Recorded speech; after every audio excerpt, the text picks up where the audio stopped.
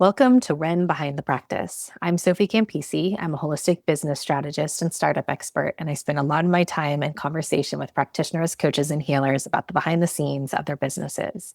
What I started noticing is that some of the most honest, important conversations about building a practice were happening quietly, one on one, behind the scenes, and often in isolation. Most practitioners are incredibly skilled at the work they do with their clients, but very few of us were ever taught or trained in how to build a successful startup business. And suddenly we've been left to figure it out on our own. This podcast exists to bring those conversations forward, the dreams, the uncertainty, the highs and lows, the recalibrations, and the messy middle. My hope is that by normalizing these conversations, we can soften the stigma, feel less alone, and start closing the gaps together. Today's guest is Tivona Elliott. Tivona, known as Lady V, is a transformational leader and spiritual release coach who helps people release what's holding them back, reconnect with their purpose, and step more fully into the life they're meant to live. Through her ROAR method, she empowers others to reclaim their voice, rebuild their confidence, and create lasting transformation. Lady V, it is so great to have you here. Thank you so much for showing up and having this conversation with me today. Thank you so much for having me. I greatly appreciate it. Thank you, Len. Before we look behind the scenes today, can you share with us a little bit more about the work that you do? Yeah, so I am your favorite spiritual release coach, and I actually teach people the ROAR method, meaning that I teach you how to release, rebuild, and rebrand your voice by roaring in your greatness, meaning that now it is the time to release the old narratives, the old baggage, the limited beliefs that we've been told and that we have about ourselves.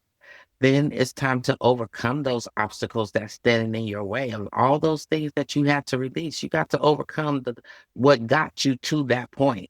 And then after that, now you can awaken that little girl and a little boy inside of you that's waiting to just bust loose, that's waiting to really be able to rise to their greater self. And that's what I do. Once you awaken, you'll rise, and now you can roar in your greatness. And so I teach individuals how to find their newfound freedom, how to literally find the peace that we've been promised. Have you always done this as a career, entrepreneurship, solopreneurship, building a practice? I have, so for 20 years, I was in corporate America. I got tired of being cut out. And because people sometimes, we don't want to talk about these hard conversations, but in corporate America, it's hard to be a woman in corporate America because it's a doggy man's world. And then on top of being a woman, I'm Black. And so the fight was so hard to be able to move up in these different companies in corporate America that I just was like, you know what? If I can fight this hard for them, I can fight like that for myself. And so then I went into entrepreneurship in 2000. Well, I started in 2009, and baby, let me tell you, it was a whirlwind of hell that just was pouring on me. But I made it through it. And in 2010, I started my own business. And I've been really just moving since then. When I first started, I actually started as a author consultant, helping authors because I spent $5,000 on a book that got me nowhere. It wasn't edited, it wasn't properly done, but they closed their business in 6 months, so I wasn't able to get booked. Like it was really horrible, and I did that, and like I said, 5, 6 months later, they closed. I spent $5,000 that I will never get back. I will never see. And so I took it amongst myself to really learn this business, to be able to help other people, to be able to gain, what other people needed from me. And I wish that it wasn't so hard, but it was. But it was well worth it. And I'm glad that I started there. And of course, I was pushed into a spiritual release coach, and you never know where God's gonna lead you, and that's where I was led. I was chosen for that. I didn't want it, but he said he'll make room for your gifts, and that was my gift. And so there it is. And so now I have a storytelling and transformation firm is what we are, because you can tell your story and transform your life in one walk. Is the main pillar of your business model one-on-one work? Yes, So yes, one, it so is. one-on-one sessions, clients, one-on-one, paying per session. Yes. The reason why it is like that is because we're all in different places in our lives and in our journeys. And what may work for you may not work for somebody else. What you may be going through, they may not be going through. So that's the reason why it's very catered to the client, catered to who they are, because they have their own individuality, and they need to know that, how do I get out of this? Not how do I get out of it like they got out of it. Because just because I was able to do it like this, don't mean that you're going to be able to do it like this. So you have to be able to do it your way, but the way that really works for you. The journey is still the same, but the tools may be a little bit different that you have to use. When you look ahead to the next 6 to 12 months, what goals do you have for your work and for your business? In the next 12 months, I will be doing the men's conference. There's so many things that I got going on my plate right now, because I'm actually getting ready to be um my 50th birthday. And so that's a milestone for me. And so I'm actually redoing my very first book, which was my memoir. And so it drops in July, because next month is my 50th.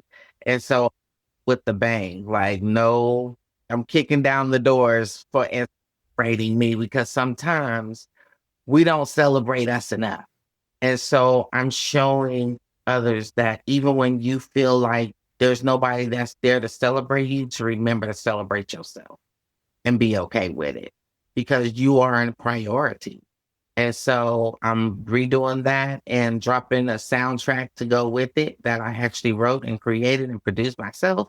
Yeah, I got some gospel albums. I got a men's conference that we're getting ready to do.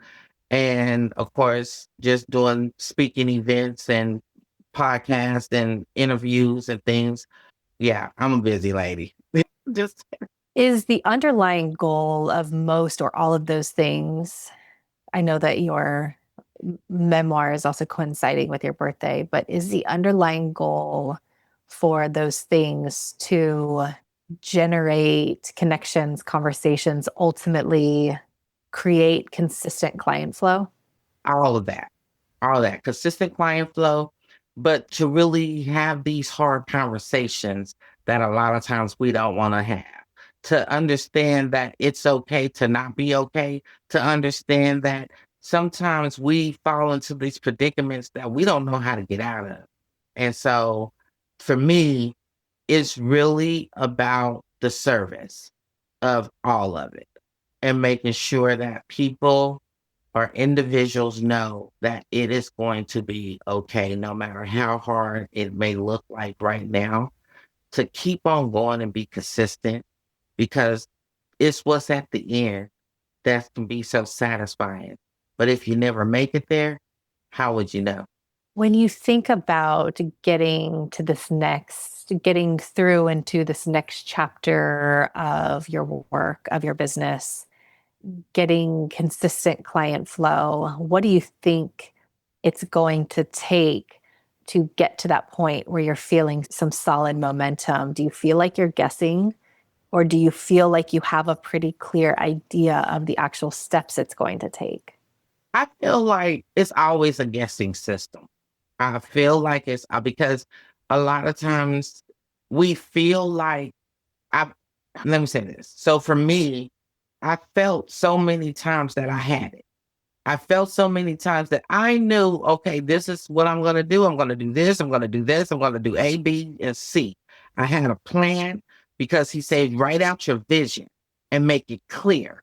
So I did all of that. I made it clear, but they never tell you that when you make it clear, sometimes you might have to go to A and go to D and go to Z and come back to B. It's never a straight path. It's always a zigzag. It's always a curve. And you have to be flexible for those curves. And so for me, I now go with the flow, because when I tried to do it all these different ways, none of it worked. I was just, it was basically throwing it out there and praying that it would come back to me. And so now it's all about positioning. That's what I've learned in this business. It's about the positioning of where you are and how you position yourself, of how your clients are consistent and where you'll be going. Because if nobody knows you're there, how do you get consistent clients? So that is the one thing that I have learned in this, even when I'm going with the flow, is make sure that I'm positioning myself where I need to be, even when I think, oh, I might not qualify for that. Oh, I might not fit for that. Oh, because when people hear my backstory, either people's like, ooh, or they're like, oh, I gotta hear this. So you have to do it scared.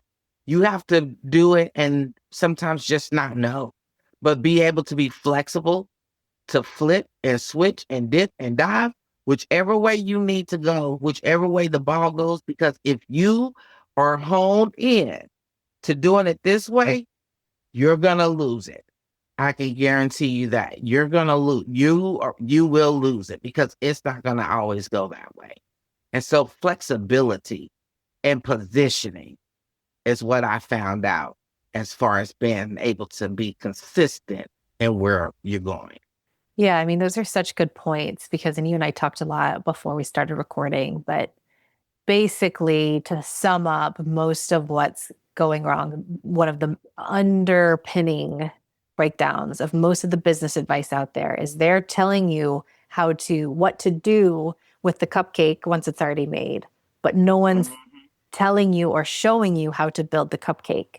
Exactly. Translating that is how to translate our gifts, our skills, our brilliance, our life's work, which is, what it is when we're building mission driven, soul led businesses and work. It's not the same as other types of businesses, but how do we translate that into a really clear, concise, aligned business model that we can then go out and grow and do stuff with? And so that's first and foremost what is mainly missing the mark. Everyone's going to tell you what to do with the cupcake, but no one is telling you how to build the cupcake. That's what's missing. That's why I ended up doing what I do now, which is doing that. But what you were saying about that flexibility thing, when you understand how to actually, in a grounded way, go through the startup process of building that business model, you see it's all about nothing is linear. It's like it's understanding the steps to take, but realizing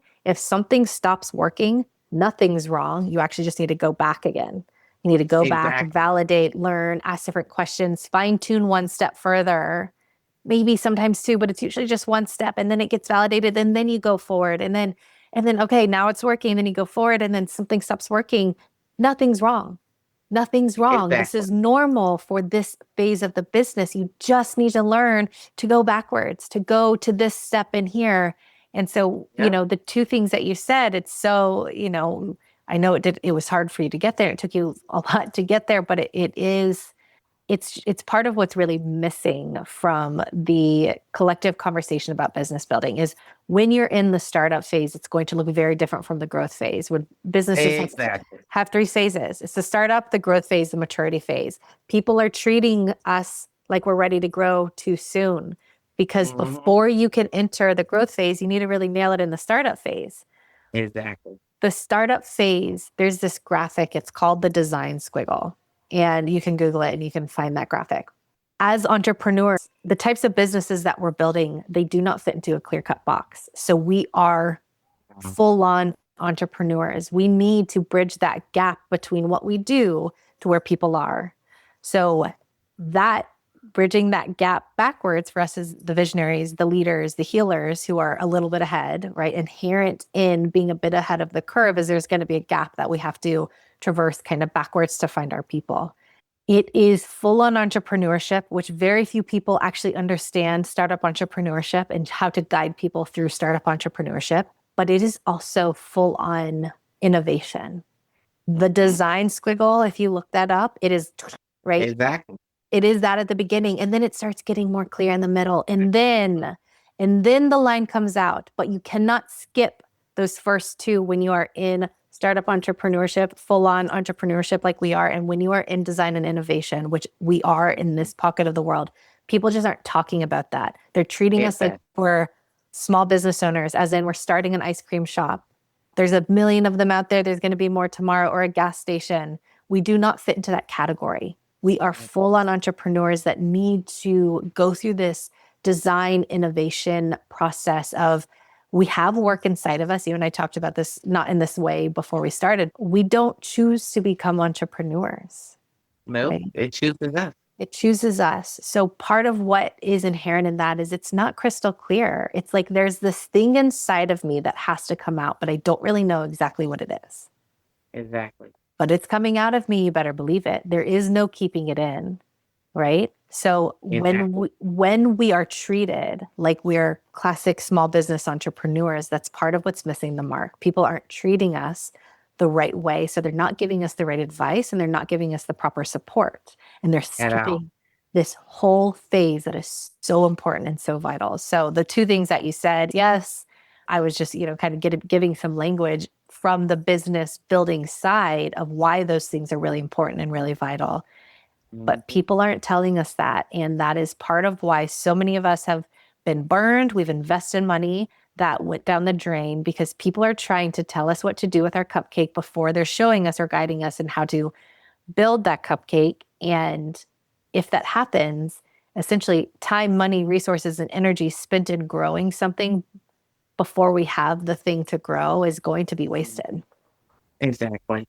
Exactly. Not only that, I just I believe that in the way that we grow, we're already microwave people as it is. And so we want things so quickly. And we're like, I gotta get there. I need to, our mindset say, I gotta get there. And so people say, well, I got this cupcake for you and it's gonna taste good. I'm gonna show you how to get there. And you be like, oh, really? Yes. And then you get excited and they know that you're excited. And when you get excited, they know you'll spend the money so that you can get the cupcake. But they don't tell you that they just don't give you the ingredients. They're not gonna give you, and they're not gonna give you all the ingredients. They're just gonna give you a few. And they're gonna give it to you, and it's not gonna be baked. It's not gonna be anything. Now you gotta go home and now you more jumbled up because now you still got to figure out, wow, that cupcake he let me try was so good. It was that what they gave me was so wonderful. It was so delicious. I thought they were going to give me the cupcake. And then when you get it home, it's just some of the ingredients. Like they didn't give you all the ingredients. They didn't give you no instructions. None of these things came with that cupcake, but they made it look beautiful. They made it taste really good because they knew that we as people are consumers, number one, and then we are microwave people. We want things done in 30 seconds. So if I can convince you that I will give you this cupcake and it's going to taste good and I can leave out these other details, you're going to buy it. And that's what's happening. We're only getting a piece of the story. We're only getting a piece of the pie. And in reality, we don't know how to bake.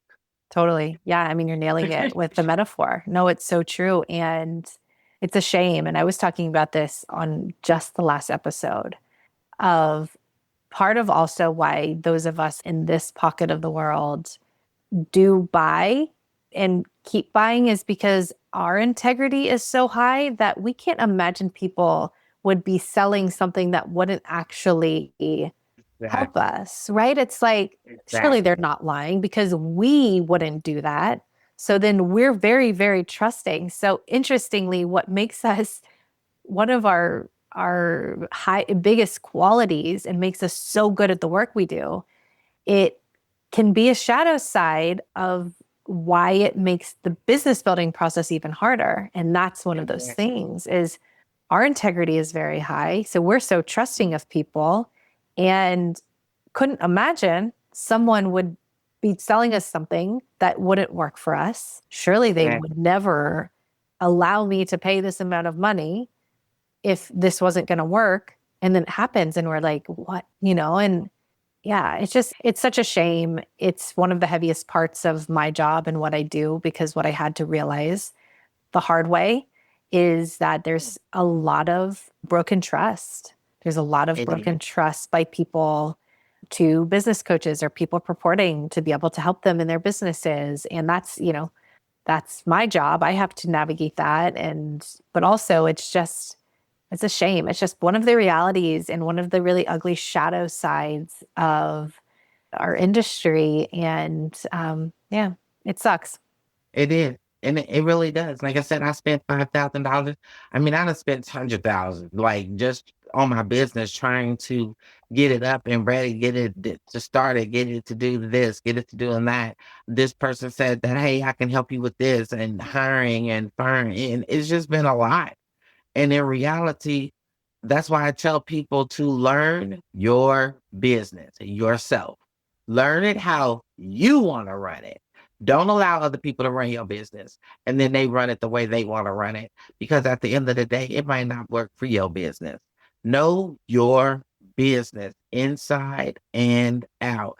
And yes, it may be a lot of long hours and a lot of long and restless nights. But guess what? In the end, it will all be well worth it.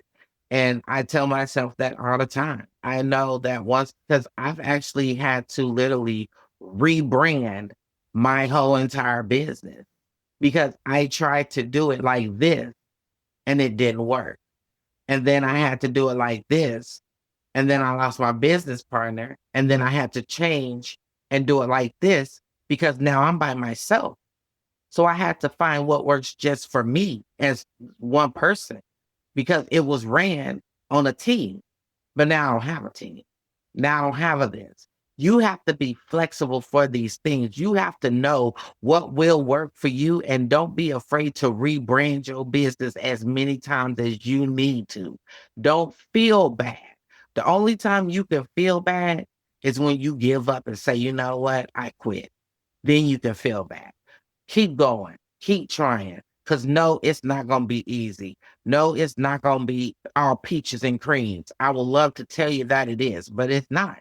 And you're gonna spend some money. But I'd rather spend more of my time than the money that I just do not have doing it foolishly or running on somebody else's blueprint. Because what their blueprint is their blueprint. Their blueprint might not work for your business. It might have little tools in it that can help, but don't take it for, okay, they did it. I can do it just their way and it's going to work. No, it's not. Because at the end of the day, we're not cookie cutters. We're not all made the same. We're all made differently. We're all created differently, which means that we're not robots, which means that everything that worked for you may not work for me. And so I had to remember that in my business, that I have to keep an open mind, but I also have to know that I have to do what works for my business and I had to learn every aspect of my business. I could not just entrust it to someone else to do because then I fail my own business.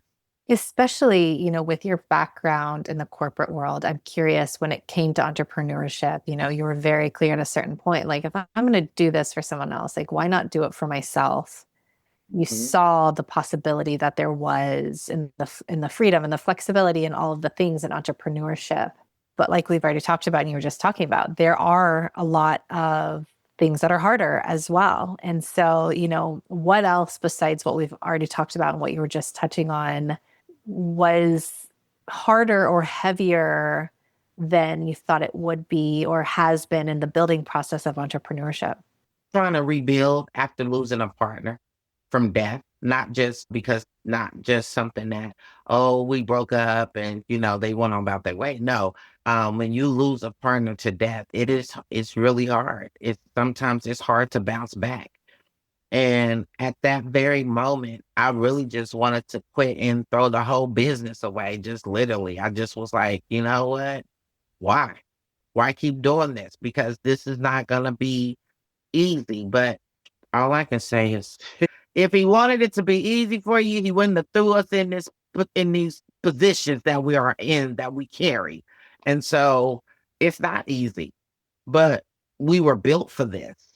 We were chosen for this. And so I couldn't quit. I had to keep going. And even if I wanted to quit, all he was going to do is give me more strength to keep going. So why fight? What they say, why fight it when you're going to lose? Last question I'm going to ask today. If you could have a magic wand and have one thing solved or fixed for you in your business building process, what would that be? I would say clients who are ready to transform their lives because you get a lot of people who are fascinated with coaching. And they always say, oh my gosh, oh, I could really use that. Oh my gosh, oh, that's what I need. Until they start doing it. And then they quickly back out. They're not as serious as they thought they were. They were just fascinated with the fact of coaching or the fascinated with whatever you're doing in your business.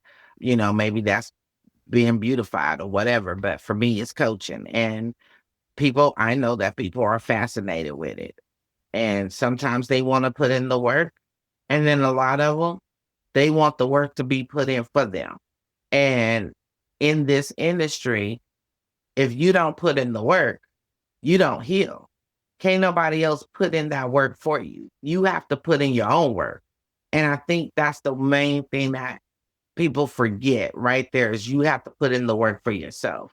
And so if I could just magic wand on them, let me tell you, it will definitely be getting clients who know for a fact that they are ready to stand in the fight, not just start the fight. Because a lot of people are starting to say they did it, but a lot of people can't stay and say that they healed and transformed. And so I would want those who really want to heal and transform because that's where, for me, the gratitude, the greatness, the feeling of accomplishing something, the feeling of being a service and doing what I've been called to do and knowing that, wow, I did this. I helped somebody else roar in their greatness. I helped somebody roar in their greatness. That right there is the ultimate feeling of knowing that you helped somebody else be in their greatness and that they did it. And so that's what I would want. I would want to know that I made an impact for millions of people. Lady V, thank you so much for joining me today to have this conversation. And for those of you who are listening, if any part of this resonated, you're in the right place, please reach out. I want to hear from you. And if you want to reach Lady V directly, the link to her link tree is in the show notes. Thank you again, Lady V, and to everyone else. Thank you for listening, and we'll see you for the next episode of Ren Behind the Practice.